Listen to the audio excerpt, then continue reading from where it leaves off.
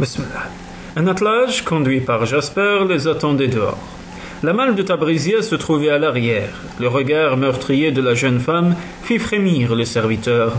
Jasper fait partie de mon clan, expliqua Royce, et il ne doit allégeance qu'au Cockburn. Je suis aussi un Cockburn. Mon père lui avait demandé de me protéger jusqu'à votre mariage. Désormais, il appartient à votre époux de veiller sur vous. Il l'aida à grimper dans l'attelage. Ils étaient si proches qu'elle sentait la chaleur de sa cuisse, serrant les mains. Tabrizia baissa les yeux et aperçut la bague. Elle détourna la tête. J'ai fait envoyer un message à Magnus lui expliquant nos projets pour qu'il ne s'inquiète pas. Vos projets, vous voulez dire, vous feriez bien de craindre les représailles de mon père. Magnus acceptera un fait accompli. Avez-vous eu le courage d'informer Richard de vos intentions? Tout à fait, déclara Royce, brûlant de jalousie au nom de son rival. Il ne mentionna pas la somme de 10 000 livres qu'il avait payée à Richard Stewart pour qu'il rompe ses fiançailles. Arrivé au port, l'attelage s'arrêta brusquement en voulant empêcher Tabrizia de tomber en avant. Royce effleura sa poitrine. Elle rougit et s'écarta de lui. « Ne me touchez pas, dit-elle quand il voulut l'aider à descendre.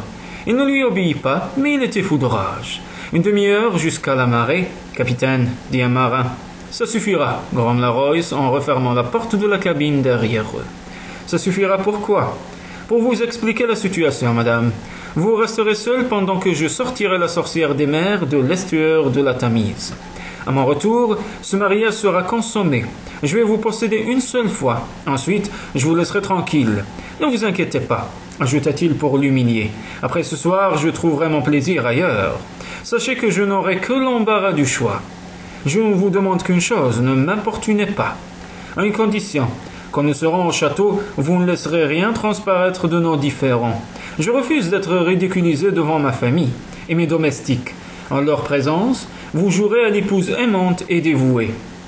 La manière dont nous nous traitons derrière les portes closes ne les concerne pas. Je vous prierai seulement de garder votre rancœur pour nos moments de solitude. Restés seuls, Tabby s'effondra sur le lit. Ils étaient mariés femmes et ennemis acharnés, prêts à se rendre la vie impossible. Comment parviendrait-elle à feindre un bonheur inexistant? Elle blêmit. À quoi bon s'inquiéter des lendemains quand il fallait survivre à cette nuit? L'un des marins lui apporta sa malle. Elle retira sa cape de zibeline et défit ses objets de toilette.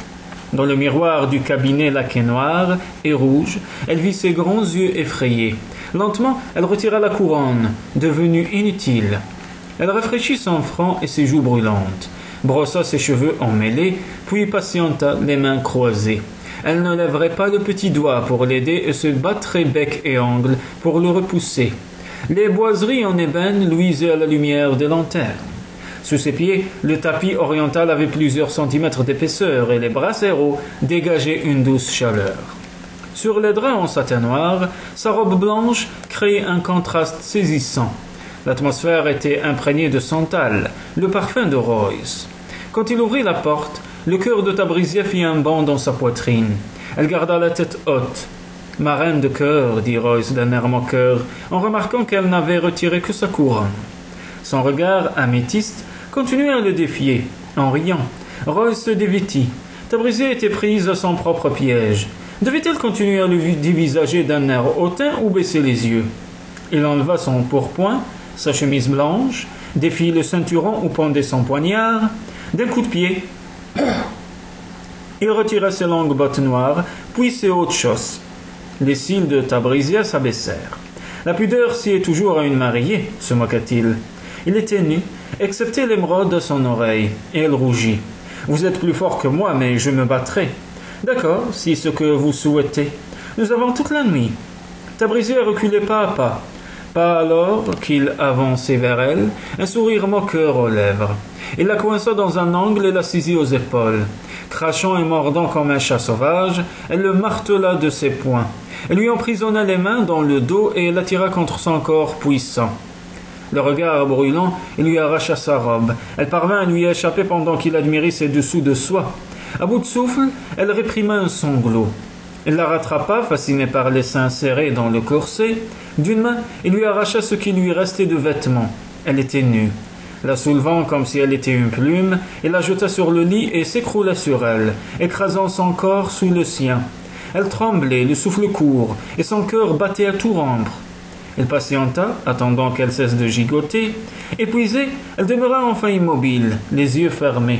« Madame, vous êtes si prévisible. D'abord, vous vous démenez comme une tigresse, et maintenant vous restez aussi rigide qu'un bloc de marbre. » Le corps blanc et les cheveux roux, déployés sur les draps de satin noir, composaient un superbe tableau. Royce lui claqua gentiment les fesses. « Mettez-vous au lit. » Elle ne bougea pas, mais le laissa la recouvrir, puis elle lui tourna le dos. Souriant, elle s'étendit contre elle. Ne savait-elle pas que, dans cette position, elle lui abandonnait les parties les plus vulnérables de son corps? Elle lui caressa les seins et les cuisses. Tabrisia s'efforçait de rester impassible, mais chaque fois que les doigts de Royce l'effleuraient, elle reculait imperceptiblement, touchant Royce, ce qui procurait à celui-ci un plaisir exquis. Elle supporta stoïquement les caresses sur ses seins, mais quand il taquina ses mamelons, elles se durcirent malgré elle. Bientôt, une onde de chaleur brûlante naquit entre ses seins et irradia jusqu'à son ventre. Royce la tourna face à lui, et de sa langue, il répéta les caresses que ses doigts venaient de lui prodiguer. Sa bouche se promenait sur son corps à sa guise, y laissant une traînée de feu. Elle l'entendit rire alors que son corps, la trahissant, frissonnait sous les lèvres insistantes. La bouche de Tabrisia lui brûlait. Seul un baiser saurait étancher cette soif. « Je n'ai aucune dignité, se disait-elle éperdue. Il la fit basculer sur le ventre et l'enfourcha. Ses lèvres se posèrent sur ses épaules et descendirent lentement le long de son dos. Combien de temps pourrait-elle supporter cette torture exquise sans gémir? Quand il commença à la lécher, elle crut devenir folle. Il la retourna sur le dos et elle s'attendit à un baiser, mais il glissa la tête entre ses cuisses et la pénétra avec sa langue. Elle se souleva d'un bond, s'accrocha à lui. « Royce !»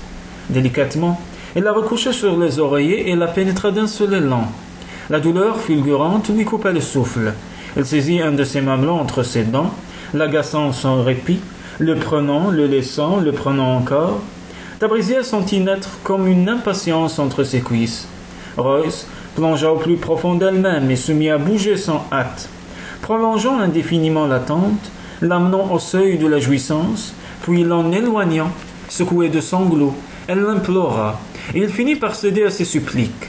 Elle cria son nom, le corps balayé par une déferlante dont elle chevaucha la crête dans un éblouissement extatique. Royce se sentit transporté de bonheur. Il ne lui manquait plus que l'amour de Tabrisia pour être un homme comblé. Humiliée, elle se roula en boule. Ni baiser ni parole d'amour n'avaient accompagné cet acte de domination. Royce lui avait simplement prouvé qu'il savait éveiller son corps au plaisir. Tabrisia se réveilla en sursaut. Seule dans la cabine, elle était ballottée en tous sens entre les draps de satin froid. Quand elle se leva, le plancher vacilla et elle perdit l'équilibre. Le sol de la cabine se soulevait comme s'il était doué de vie. Frissonnante, elle rampa jusqu'à sa malle, soudain prise de nausée. Elle vomit sur le beau tapis oriental. Elle réussit à trouver une robe chaude. S'habilla avec peine, en frappa à la porte. « Lady Cockburn » dit un jeune moussaillon. « Sa seigneurie m'a demandé de voir si tout allait bien. »« Oh, vous avez été malade, madame. On est en pleine tempête, c'est normal à cette époque de l'année. N'ayez crainte, Lord Cockburn nous mènera à bon port. Il a connu des tempêtes encore pires. Je vous conseille de prendre un peu de vin et des biscuits secs. C'est un remède miracle contre le mal de mer. » Tabrisia fit un effort pour boire le vin et grignoter un biscuit. Les nausées s'apaisèrent après avoir nettoyé le tapis. Le jeune homme retourna sur le pan. Il faisait si froid que les mains de Tabrisia étaient engourdies. Les brasseros s'étaient éteints. S'enroulant dans sa cape en fourrure, elle se recroquevilla sur le lit. 1 heure plus tard, Royce, trempé et échevelé, vint la voir. Il la contempla d'un air moqueur. Elle rougit, sentant la main lui démanger de le gifler. Elle sortit chercher du charbon et fit chauffer de l'eau dans la bouilloire. Sans un regard pour Tabrisia, il retira ses vêtements, mouillés, et s'essuya avec une serviette. Il versa l'eau bouillante sur du cognac et réchauffa ses mains autour de la tasse. « Combien de temps va durer la tempête, milord ?» demanda-t-elle, ne supportant plus le silence. « J'en ai connu qui durait 3 jours. Le bateau est-il solide ? La sorcière des mers, comme toutes les femmes, obéit parfaitement à une main ferme. gougea. Il sortit en riant pour se réchauffer. Elle arpenta la petite cabine, le navire tanguait et roulait, le bois grinçait de toutes parts et parfois un craquement sinistre se répercutait dans la coque. En imaginant la mer glaciale, elle éprouva une vraie terreur. La nuit était tombée depuis longtemps, mais Royce n'était toujours pas revenu. Elle avait si peur de rester seule qu'elle était prête à supporter sa présence. Quand elle reconnut son pas, elle se mit en colère pour ne pas se montrer apeurée comme une enfant. « La cabine est glacée !» cria-t-elle dès qu'il ouvrit la porte. Elle faillit se mordre la langue en le voyant. Il était trempé jusqu'aux os, des glaçons s'accrochaient à sa barbe et des cernes ombraient ses yeux. « Vous êtes la seule personne sur ce bateau qui soit au sec, madame. Comment osez-vous vous plaindre ?» Il claqua la porte derrière lui, et elle se sentit terriblement égoïste. Ayant rapporté des poignées de charbon, il se réchauffa les mains devant un brasero. Quand il se dévêtit, elle lui tendit des linges secs, puis elle lui apporta un verre de cognac. Ses yeux se fermaient, mais il se rhabilla. « Vous feriez mieux de vous coucher, dit-il, sur un ton moqueur. Désolé de vous décevoir, mais vous n'aurez pas mon corps pour vous réchauffer cette nuit. On sortira de la tempête demain matin, ajouta-t-il plus gentiment. Un mousse vous apportera un repas chaud. Quand elle se réveilla, le bateau ne tanguait plus aussi fortement. Elle avait dormi tout habillée, mais la cabine était à nouveau glacée. Ouvrant la porte, elle s'accrocha aux cordes le long de la coursive. Le mousse était méconnaissable. Il avait une barbe de 3 jours et un air hagard. Elle lui sourit. « Comment vous appelez-vous »« David, madame. Mais vous auriez pas dû quitter la cabine. Lord Cockburn va me tuer. J'allais vous apporter du porridge, si vous pouvez manger. » Le porridge apaisa sa faim. Dieu seul savait dans quel état serait Royce quand il choisirait de confier la barre à un autre marin. Dans un des placards laqués, elle trouva une couverture qu'elle mit à chauffer devant un brasero. Elle démêlait ses longs cheveux quand il entra dans la cabine, épuisé. Elle l'aida à retirer ses bottes et à se déshabiller, l'enroula dans la couverture et lui tendit un verre de cognac chaud. Il avait le regard vide. Le mousse apporta 2 bols de ragoût et du pain. « Quelle fumée !»« Merci, David » s'exclama Tabrisia. « Pouvez-vous vous reposer maintenant ?